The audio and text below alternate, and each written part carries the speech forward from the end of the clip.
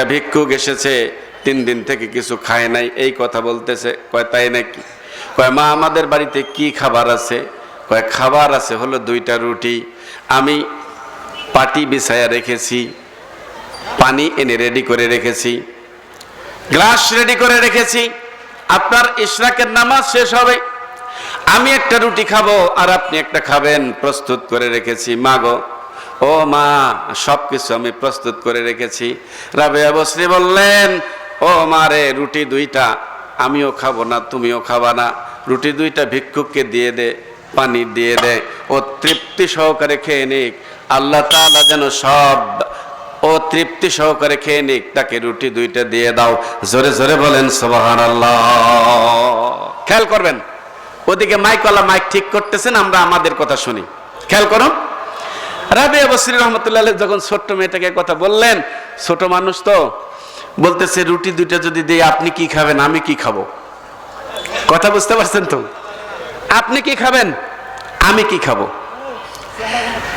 রাবেয়া বসরি রহমতুল্লাহ আলাইহি খেয়াল করুন, এই কথা শোনার পরে মেয়েটাকে ডাক দিয়ে বললেন, মা চিন্তা করো না, ভয় করো না, আমার আল্লাহ তাআলা বলে দিয়েছেন মান জাআ বিল হাসানাতি ফালাহু আশরু আমসালিহা। যদি কোনো ব্যক্তি 1 টাকা দান করে, একটা ভালো কাজ করে, আল্লাহ তাআলা তাকে 10টা ভালো কাজের প্রতিদান দেবেন।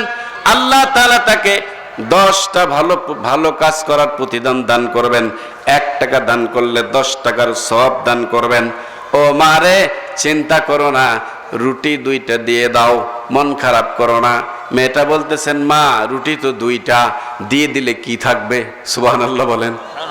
ছোট্ট মেয়ে তো, রুটি 2টা যদি দিয়ে দেই কি থাকবে মা?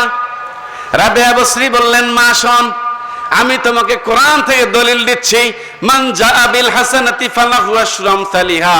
যদি কোনো ব্যক্তি একটা ভালো কাজ করে, তাকে 10টা ভালো কাজের প্রতিদান দেওয়া হয়। যদি কোনো ব্যক্তি 1 টাকা দান করে, 10 টাকা দান করার সওয়াব দান করা হয়। রাবেয়া বসরি রহমাতুল্লাহ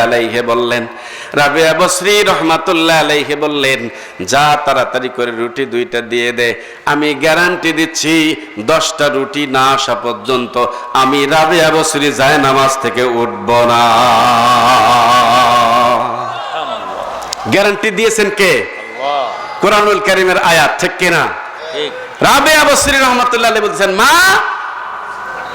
10টা রুটি, আমি বলতেছি 1 টাকা দান করলে 10 টাকার সওয়াব হয়, একটা ভালো কাজ করলে 10টা ভালো কাজের প্রতিদান পাওয়া যায়। আমি বলতেছি, খুব খেয়াল করে শুনুন, 20টা রুটি না আসা পর্যন্ত আমি রাবেয়া বসরি জায়নামাজ থেকে উঠব না। জোরে জোরে কোন সুবহানাল্লাহ। গ্যারান্টি দিয়েছেন কে? মা বোনদেরকে বলতেছি, সর্বপ্রথম মা বোনদেরই আলোচনা শুরু করলাম। 12টা কারণে মা বোনেরা জাহান্নামে যাবে, আর এই 12টা কাজ যদি না করে তাহলে তারা জান্নাতে যাবে। তার একটা কথা আলোচনা করতেছি, এটা শুরু, পরে আবার 11টা আলোচনা করব ইনশাআল্লাহ। ভাইরা আমার, মেয়েটা গুদুর গুদুর করে কথা বলতেছে, বুঝেন তো, ফেদলা পাড়তেছে আর বলতেছে, কোথায় 20টা রুটি আসে আমি দেখবো, এ কথা বলতেছে, গুদুর গুদুর করতেছে। রুটি 2টা নিয়ে গেল, পানির জগ নিয়ে গেল, পানির গ্লাস নিয়ে গেল, নিয়ে গিয়ে রাবেয়া বসরিকে দিয়ে বললেন নেন, নিয়ে গিয়ে ভিক্ষুককে দিয়ে বললেন নেন খান। রুটি 2টা খেয়ে ভিক্ষুক চলে গেল। ভিক্ষুক দোয়া করলেন, রাবেয়া বসরি রহমাতুল্লাহ আলাইহি জায়নামাজে বসে আছেন। এরপরে ইশরাকের নামাজ আদায় করলেন। ইশরাকের নামাজ আদায় করার কিছুক্ষণ পর হঠাৎ করে কে যেন ঘরের দরজায় এসে একটা আঘাত করলো। ঘরের দরজায় আঘাত করার সঙ্গে সঙ্গে রাবেয়া বসরি রহমাতুল্লাহ আলাইহি বললেন, যা রে মা, দরজার মধ্যে কে যেন এসেছে, একটুখানি কথা বল। রাবেয়া বসরি রহমাতুল্লাহ আলাইহি বলার সঙ্গে সঙ্গে মেয়েটা চলে গেল। মেয়েটা চলে যাওয়ার পর গিয়ে দেখে ছোট্ট একটা ছেলে, মাথার মধ্যে একটা গামলা। জোরে জোরে বলেন সুবহানাল্লাহ। পাঠিয়ে দিয়েছেন কে? আল্লাহ। জোরে কন।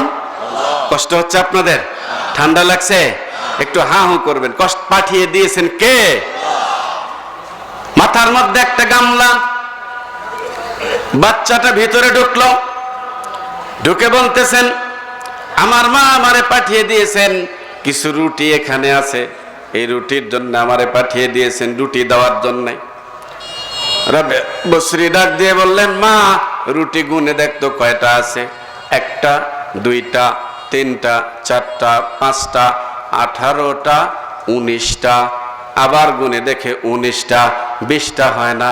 রাবেয়া বসরি বলতেছেন মা রুটিগুলো ফেরত দে, কারণ আমি রুটি দান করেছি 20টা, রুটি দান করেছি 2টা, পাবো আমি 20টা, রুটি হলো 19টা, এই রুটি আমার না, রুটি ভুল ঠিকানায় এসেছে।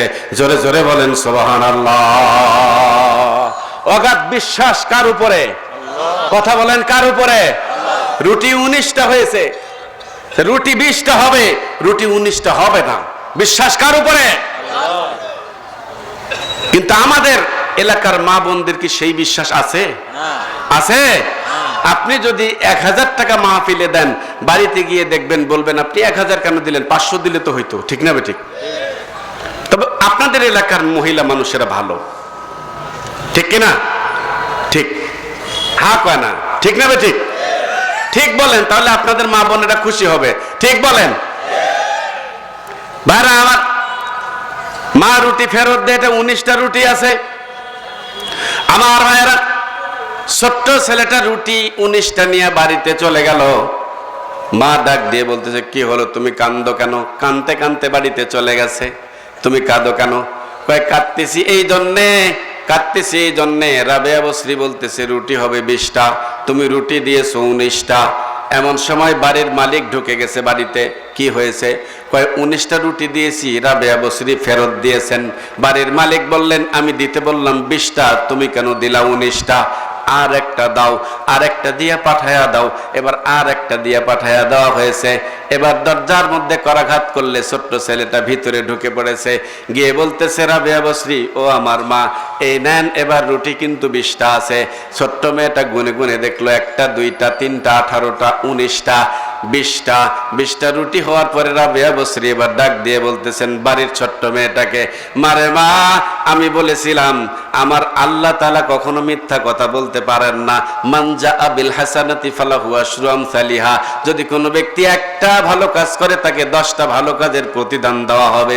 যদি কোনো ব্যক্তি 1 টাকা দান করে তাকে 10 টাকার সওয়াব দেওয়া হবে। আমি রুটি দান করেছি 2টা, রুটি পাবো 20টা। এই 20টা রুটি এসেছে, এখন তোর মন যতগুলো চায় রুটি খাইতে থাক। জোরে জোরে বলেন সুবহানাল্লাহ। মা বোনেরা 12টা কারণে জাহান্নামে যাবে, তার ভিতরে একটা হলো দান না করার কারণে। নাউজুবিল্লাহ বলেন। একটা বললাম, বাকি থাকলো কয়টা? 11টা। বাকি থাকলো 11টা। 12টা কারণের একটা বললাম, বাকি থাকলো 11টা। আসেন এবার মূল আলোচনায়। ভাইরা আমার, ছোট্ট একটা কথা আপনাদের সামনে বলে দিয়ে যাই, একটু মন দিয়ে শোনেন।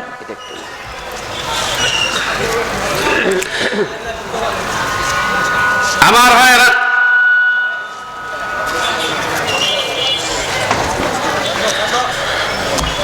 আমার, আমি যে আয়াত তেলাওয়াত করেছি 90 নম্বর আয়াত, অর্থ কি? ইন্নাল্লাহা ইয়া'মুরু বিল আদল, নিশ্চয়ই আল্লাহ তাআলা নির্দেশ দিচ্ছেন তোমাদেরকে ন্যায় বিচার করতে, ওয়াল ইহসান, ইহসান করতে, ওয়া ইতাইদিল কুরবা, আত্মীয় স্বজনদের হক আদায় করতে। এই আয়াতের মধ্যে 6টা আছে নির্দেশ। এই আয়াতের মধ্যে 6টা বিষয় আছে, 3টা হলো নির্দেশ, 3টা হলো নিষেধ। এই 3টার মধ্যে প্রথম 3টা হলো নির্দেশ, ন্যায় বিচার করার জন্য নির্দেশ দিয়েছেন। 2, ইহসান করার জন্য নির্দেশ দিয়েছেন। 3, আত্মীয় স্বজনদের হক আদায় করতে নির্দেশ দিয়েছেন। আর 3টা বিষয় এখানে বলা হলো ওয়ায়ানহা আনিল ফাহশা, আর নিষেধ করেছেন 3টা বিষয়। 1 নম্বর অশ্লীল কথা, অশ্লীল কাজ, এ থেকে দূরে থাকতে নিষেধ করেছেন। এরপরে হলো ওয়াল মুনকার, খারাপ কাজ, খারাপ কথা থেকে দূরে থাকার কথা বলা হয়েছে। এরপর ওয়াল বাগি, সন্ত্রাসীমূলক কর্মকাণ্ড করা থেকে দূরে থাকতে বলা হয়েছে। আল্লাহ তাআলা বলতেছেন আশা করা যায় এ থেকে তোমরা উপদেশ গ্রহণ করবে। জোরে জোরে কোন সুবহানাল্লাহ। খেয়াল করুন, এই আয়াতটা যেদিন অবতীর্ণ হয়েছে তারপরের জুমা থেকে আল্লাহ নবী প্রত্যেক জুমার দিনে এই আয়াত তেলাওয়াত করে সমস্ত মানুষদেরকে শোনায়া দেন, বুঝায়া দেন, হে দুনিয়ার মানুষেরা শোনো, তোমরা ন্যায় বিচার করো।